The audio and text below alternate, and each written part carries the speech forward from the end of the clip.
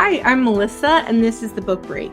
And today I'm really excited because we're talking to a writer-editor who's going to actually show you how do you do this whole writing thing. And for those of you wondering how did they do it, let's bring her in, Lisa Mangum. Hi, Lisa. Hello. Hi, Melissa. Thanks for having me on. Yes, and you have a new book, and Write Fearless, Edit Smart, Get Published.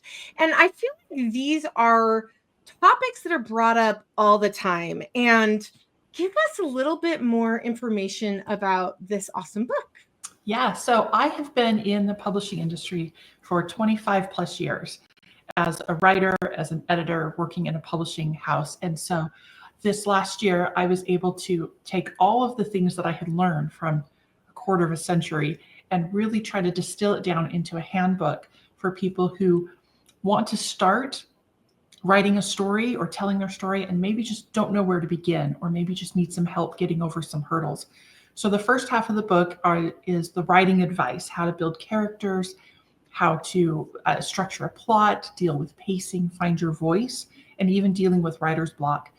The second half of the book is tips for editing, both developmental editing and rewriting, as well as copy editing, like figuring out where those pesky commas go.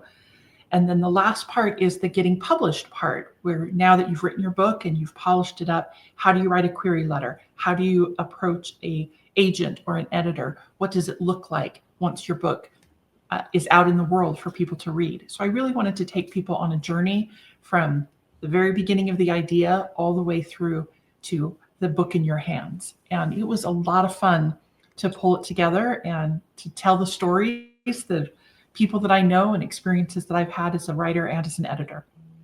Yeah, and like you mentioned before, you've been in the publishing world a long time. And one of the pieces of your book that I thought was really fun is we get to hear stories from Lisa. And I love to hear the beginning of how you got into the publishing world.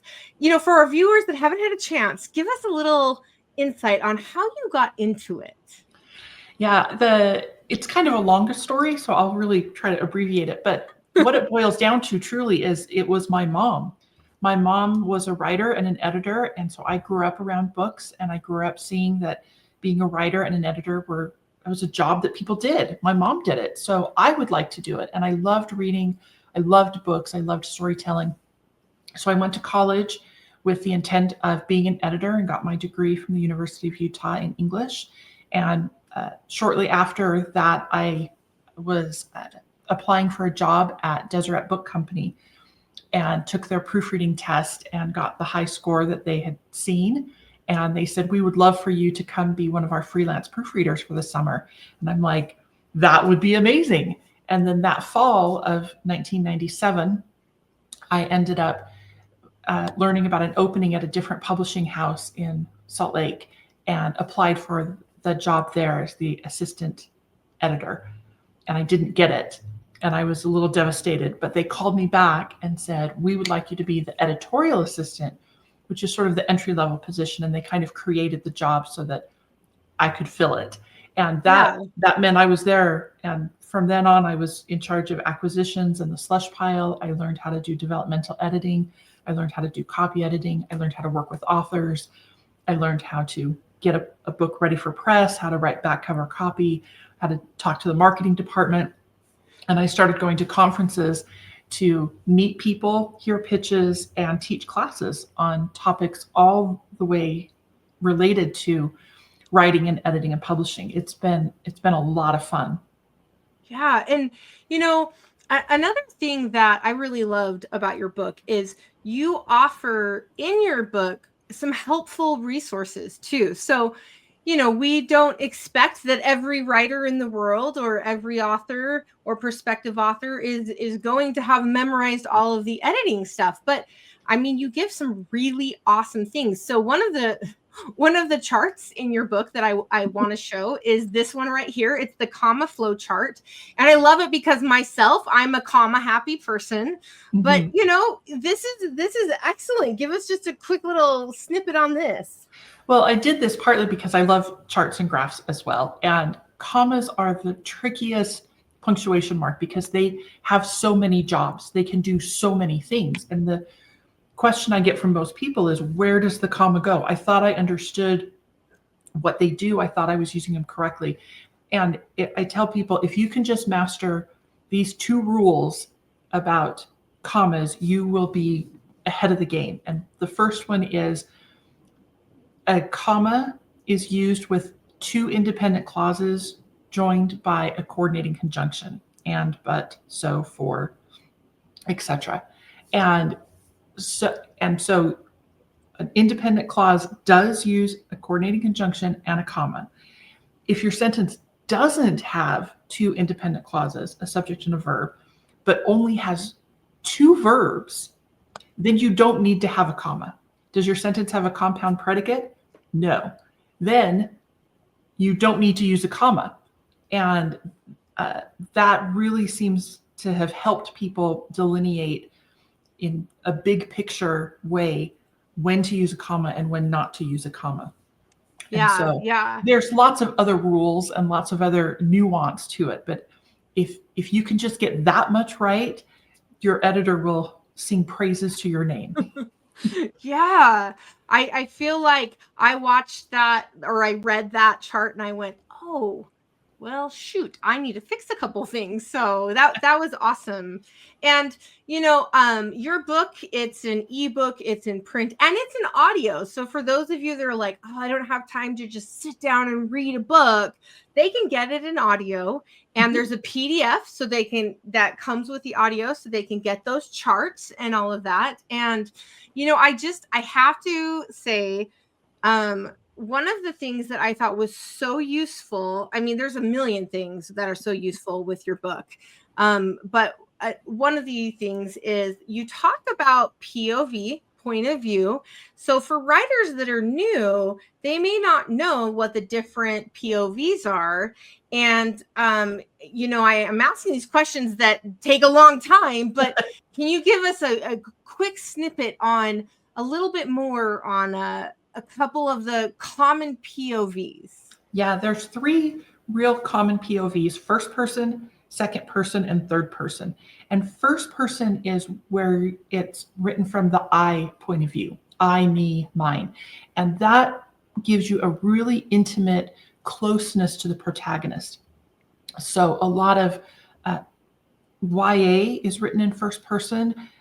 Middle grade can be written in first person as well, because it really brings the reader in close to the emotion and into the story. Second person is the you pronoun, and that is not used very often. Choose Your Own Adventure books way back in the day were second person POV. But for most people, that is a leveling up kind of, for most people, that's kind of something they need to level up to use. Third person POV is he, him, she, her, they, them, and it is a little bit distancing. It gives you a little bit of narrative distance, but it also gives you the flexibility to move around your story and around your characters, because you're not confined to just one person's viewpoint. In third person, you can move from character A to character B to character C and see different perspectives of the story. And that is really helpful if you're writing something sweeping, epic, fantasy, or even romance often is a dual third person point of view. So you get both the female protagonist and the male protagonist's viewpoint on the romance and how the story is unfolding. It's really important, if you're moving between characters in third person point of view, to confine it to breaking it either at a scene or at a chapter. You don't want to move from person to person within the same paragraph or within the same sentence. In shorthand, that's called head hopping. And that usually is a sign that you haven't mastered the character development or the viewpoint to really anchor your reader in, and they'll get lost as to who are we supposed to be paying attention to? What part of the story am I supposed to be experiencing? What am I supposed to be feeling? And you don't want that. You don't want your reader to feel that. So really keeping your third person point of view anchored and only moving it at a designated break really helps your reader with the story. Yeah. And so for those that want to learn more about you, because in addition to this book, you have some YA books out there, and you're also the managing editor of Shadow Mountain, right? I am. Yes, I wrote 3 young adult novels, a trilogy, the Hourglass Door trilogy, and then a standalone book called After Hello, and they're young adult contemporary romances. But I've also been, since 2014, the managing editor for Shadow Mountain Publishing, which means I see a lot of books come across my desk.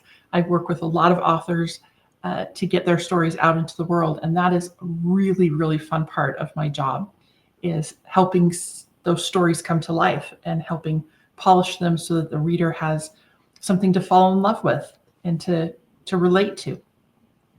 Yeah. And so for people to learn more about you, they can go to your website, they can check out your Instagram, and for sure, check out your book. And thank you so much, Lisa. And for our viewers, you really need to check out this book. Even if you're not thinking you want to write, it's really fun as a reader to read it and see, like, oh, now I understand what's happening in here in this POV. So thank you so much for being here with us today, Lisa. Thank you. I loved it. All right. And to our viewers, we'll see you next time.